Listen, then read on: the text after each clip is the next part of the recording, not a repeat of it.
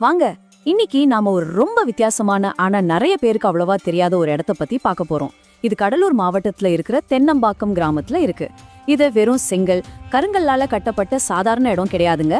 மக்களோட நம்பிக்கைகள், அவங்க ஆசைகள், அப்புறம் ஒரு ரொம்பவே தனித்துவமான கலாச்சாரம் இதெல்லாம் சேர்ந்து ஒரு இடம் தான் இது. சரி வாங்க, இந்த சுவாரஸ்யமான இடத்த பத்தி தெரிஞ்சுக்கலாம். கொஞ்சம் கற்பனை பண்ணி பாருங்களே, நீங்க ஒரு அடர்ந்த அமைதியான மரங்கள் நிறைந்த தோப்புக்குள்ள போறீங்க. அங்க சுத்தி முத்தி பார்த்தா ஆயிரக்கணக்கான விசித்திரமான களிமண் உருவங்கள், பொம்மை கார்கள், பைக்குகள், அப்புறம் குட்டி குட்டியான வீடுகள் இதெல்லாம் உங்களை சுத்தி இருக்கு. பாக்குறதுக்கே ஒரு பொம்மை நகரம் மாதிரி இருக்கிற இந்த கோவில் ஏன் இப்படி விசித்திரமான பொருட்களால நிரம்பி இருக்கு? கேக்குறதுக்கே ரொம்ப மர்மமா இருக்குல்ல. இந்த ரகசியத்தை தான் நாம இன்னைக்கு அவிழ்க்க போறோம். ஓகே, விஷயத்துக்கு வருவோம். முதல்ல நாம புரிஞ்சுக்க வேண்டிய ஒரு முக்கியமான வார்த்தை இருக்கு. நான் முன்னாடியே சொன்ன மாதிரி இது ஒரு வழக்கமான கோவில் கிடையாது, இது ஒரு ஜீவ சமாதி. ஜீவ சமாதினா என்ன? அதாவது பல வித்தைகளை கத்துக்கிட்ட முழுமையடைந்த ஒரு ஆன்மீக குருவான சித்தர் தன்னோட இறுதி ஆன்மீக அமைதியை அடைஞ்ச இடத்துல எழுப்பப்படுற ஒரு புனிதமான இடம்தான் இந்த ஜீவ சமாதி. சுருக்கமா சொல்லணும்னா, மக்களை குணப்படுத்தின ஒரு மாபெரும் சித்தரோட இறுதி ஓய்விடம் தான் நாம இப்ப பேசிட்டு இருக்கிற இந்த அழகர் சித்தர் கோவில். இதோட பின்னணி என்னன்னு தெரிஞ்சுக்க நாம ஒரு 400 வருஷம் பின்னாடி போகணும். அழகர் சுவாமின்னு ஒரு சித்தர் தென்னம்பாக்கத்துக்கு வந்து இங்க வாழ்ந்து வந்தாரு.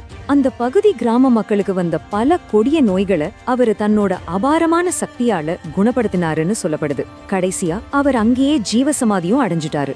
அவரு செஞ்ச உதவிகளுக்காகவும் அவர் மேல இருந்த நன்றி உணர்வாலும் அந்த கிராம மக்களே அவரை நினைவு கூறும் விதமா இந்த அழகிய கோவிலை எழுப்பியிருக்காங்க.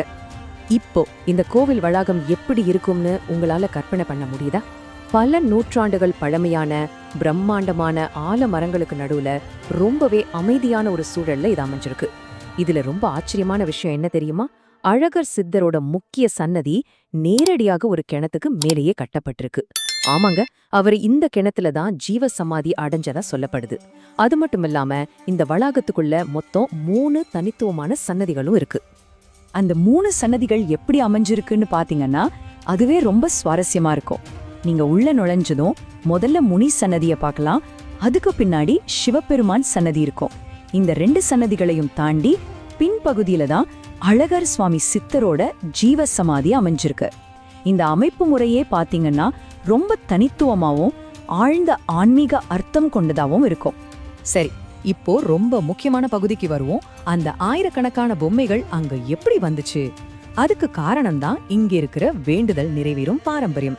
இது எப்படி வேலை செய்யுதுன்னு பாத்தீங்கன்னா, முதல்ல பக்தர்களுக்கு குழந்தை வரம் வேணுமா, இல்ல நல்ல கல்வி நல்ல வேலை வேணுமான்னு மனசார பிரார்த்தனை பண்ணுவாங்க. இரண்டாவது, அவங்களோட வேண்டுதல் வெற்றிகரமா நிறைவேறும். மூணாவது, அதுதான் ரொம்ப முக்கியம், தங்களோட ஆசை நிறைவேறின பிறகு அவங்க என்ன வேண்டிக்கிட்டாங்களோ அதோட துல்லியமான சுதை, அதாவது ஸ்டெக்கோ உருவத்தை வாங்கி காணிக்கையா சமர்ப்பிக்கணும். இதுதான் இங்க வழக்கம். இத புரிஞ்சுக்க ஒரு சின்ன ஒப்பீடு செஞ்சு பாப்போமா? பொதுவா நாம கோவிலுக்கு போனா என்ன கொண்டு போவோம்? பூ, பழம், தேங்காய், இல்லனா ஊதுபத்தி இதனை கொண்டு போவோம். ஆனா அழகர் சித்தர் கோவிலோட காணிக்கைகள் அப்படியே வேற மாதிரி இருக்கும். இங்க மனிதர்களோட உருவங்கள், வாகனங்கள், வீடுகள் இதெல்லாம் தான் காணிக்கைகள். இந்த ஒரு தனித்துவமான விஷயம்தான் இந்த இடத்த மத்த ஆன்மீக தலங்கள்ல இருந்து முற்றிலும் வேறுபடுத்தி காட்டுது. இதுல ரொம்ப ஆச்சரியமான விஷயம் என்னன்னா, இந்த 100கணக்கான வருஷ பழமையான வழக்கம் இன்னைக்கு இருக்கிற நம்மளோட மாடர்ன் ஆசைகளோட எவ்வளவு அழகா பொருந்தி போகுதுங்கிறது தான். அதாவது உங்களுக்கு ஒரு புது கார் வாங்கணும்னு ஆசை இருக்குன்னு வச்சுப்போம். உங்க ஆசை நிறைவேறினதும் ஒரு காரோட உருவத்தை வாங்கி இங்க வைக்கணும். உங்களுக்கு ஒரு புது வீடு வேணுமா, ஒரு சின்ன வீட்டை கொண்டு வந்து வைக்கணும். மனுஷங்களோட அடிப்படை தேவைகளை ஆன்மீகத்தோட எவ்வளவு நேர்த்தியா இணைச்சிருக்காங்கன்னு பாருங்களேன். சரி, இங்க போகணும்னா எப்ப போறது பெஸ்ட்? அழகர் சித்தர் ஒரு திங்கக்கிழமையில பிறந்ததா பரவலா நம்பப்படுது. அதனால இங்க ஒவ்வொரு திங்கக்கிழமையும் ரொம்ப விசேஷமான நாளா கருதப்படுது. இது தவிர தமிழ் மாதமான சித்திரையில நடக்கிற சித்திரை திருவிழா இங்க ரொம்ப பிரம்மாண்டமா கொண்டாடப்படும். இந்த நாட்கள்ல நீங்க போனீங்கன்னா அந்த இடத்தோட முழுமையான பாரம்பரிய அழகை நேர்ல பார்க்கலாம்.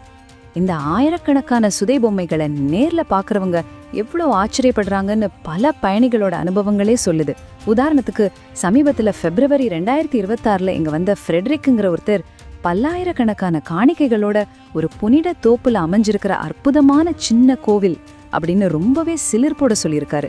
இதை நேர்ல பார்க்கும்போது ஏற்படுற அந்த பிரமிப்பை இந்த ஒரு வரியை நமக்கு ரொம்ப சூப்பரா உணர்த்திருது இல்லையா? இந்த இடம் பார்க்கறதுக்கு ஏதோ அடர்ந்த காட்டுக்குள்ள இருக்கிற மாதிரி தோணலாம், ஆனா உண்மையிலேயே இங்க போறது ரொம்ப ஈஸி. எம்பலம் பஸ் ஸ்டாண்ட்ல இருந்து வெறும் 2 கிலோமீட்டர் தூரத்துல தான் இது இருக்கு.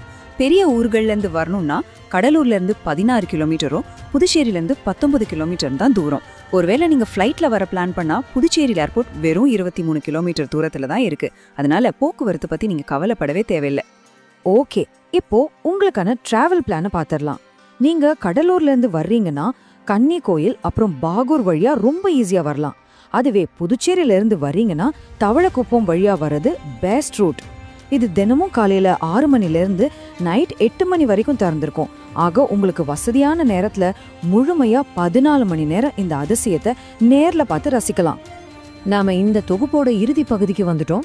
400 வருஷம் பழமையான ஒரு சித்தரோட வரலாறு, கிணத்துக்கு மேல அமைஞ்ச சமாதி, அப்புறம் மனுஷங்களோட ஆசைகளை தாங்கி நிக்கிற ஆயிரக்கணக்கான பொம்மைகள், இப்படி பல விஷயங்களை நாம பார்த்தோம். இப்போ உங்ககிட்ட ஒரு கேள்வி. நீங்க நேரா அழகர் சித்தர் கோவிலுக்கு போறீங்கன்னு வச்சுப்போம். உங்களோட மிகப்பெரிய ரொம்ப முக்கியமான ஆசை நிறைவேறதுக்காக எந்த வகையான பொம்மையை அங்க காணிக்கையா வைப்பீங்க? ஒரு காரா, வீடா, இல்ல வேற ஏதாவதா? யோசிச்சு பாருங்க. மீண்டும் இதே மாதிரி ஒரு சுவாரஸ்யமான விளக்கத்துல உங்களை சந்திக்கிறேன். நன்றி.